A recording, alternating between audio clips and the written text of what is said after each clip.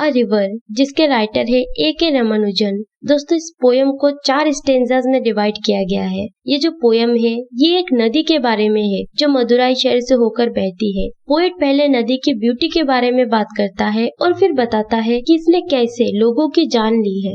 इन मदुराई, दोस्तों स्पीकर कहता है कि मदुराई शहर को अगर कोई पोएट एक्सप्लेन करेगा तो वो कैसे करेगा। City of temples and poets, speaker कहता है कि ये जो मदुराई सिटी है ये मंदिरों और कवियों का सिटी है।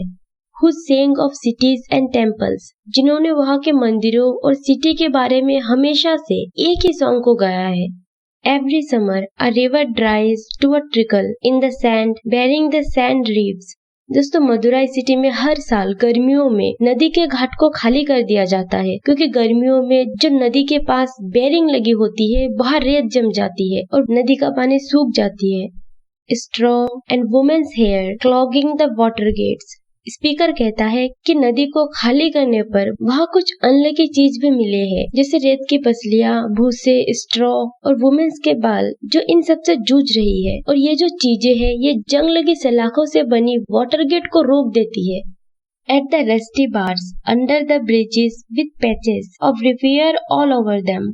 दोस्तों इन लाइनों में स्पीकर कहता है कि पैचेस के साथ पुलों के नीचे जो कुछ भी है ये सब कुछ पुराना हो गया है और अब इन सबको मरम्मत की जरूरत है। The wet stones glistening like sleepy crocodiles, the dry ones, 7 water buffaloes logging in the sun। दोस्तों आगे स्पीकर पत्थरों को जानवरों से कंपेयर करते हैं और कहते हैं कि गीले लोग मगरमच्छों की तरह सोते हैं और सूखे हुए लोग 7 वाटर बफेलोज की तरह धूप में सोते हैं। The poets only sang of the floods, और इन सब के बावजूद भी पोएट्स ने सिर्फ और सिर्फ बाढ़ के बारे में गाया है। He was there for a day। दोस्तों आगे स्पीकर कहता है कि वह सिर्फ एक दिन के लिए वहां गया था। When they had the floods, जब वहां पर बाढ़ आया था। People everywhere talked of the inches rising। हर तरफ लोग बाढ़ और भयानक चीजों के बारे में बात कर रहे थे। वह बात कर रहे थे कि पानी काफी तेजी से बढ़ रहा है। Of the precise number of cold steps run over by the water rising on the bathing places। दोस्तों इन लाइनों में स्पीकर कहता है कि वहाँ के जो बाथिंग प्लेसेस है वहाँ भी पानी बढ़कर ऊपर की ओर उठ रहा था। दोस्तों कहने का मतलब है कि मदुराई में जो भी नहाने के लिए घाट थे वहाँ भी पानी बढ़ रहा था। पानी इतना बढ़ रहा था कि जो पानी में कवर्ड होता है जिसके नंबर की सही अंदाजा लगाना भी मुश्किल था। And the way it cried of 3 village houses. दोस्तों स्पीकर कहता है कि ये जो बाढ़ थे इसने वहाँ के गांव के 3 घरों को बंद कर दिया। दोस्तों कहने का मतलब है कि बाढ़ ने वहाँ के गांव के 3 हाउसेस को डुबो दिया। 1 प्रेग्नेंट वुमेन, जिसमें एक प्रेग्नेंट वुमेन भी थी, and a couple of cows, और साथ ही गायों का एक जोड़ी भी थी, named Gopi and Brinda as usual, जिसको गोपी एंड ब्रिंडा नाम दिया गया। The new poets still quoted the old poets, but no one spoke in verse। दोस्तों यहाँ पर स्पीकर न्यू पोएट्स और ओल्ड पोएट्स के बीच की इक्वलिटी की बात करता है। स्पीकर कहता है कि दोनों ने इस बाढ़ के बारे में बात की है, लेकिन फिर भी इस बाढ़ में घटे 3 घटना जो इतने बड़े थे इसको नजरअंदाज कर दिया। Of the pregnant woman drowned with perhaps twins in her kicking at black walls even before birth।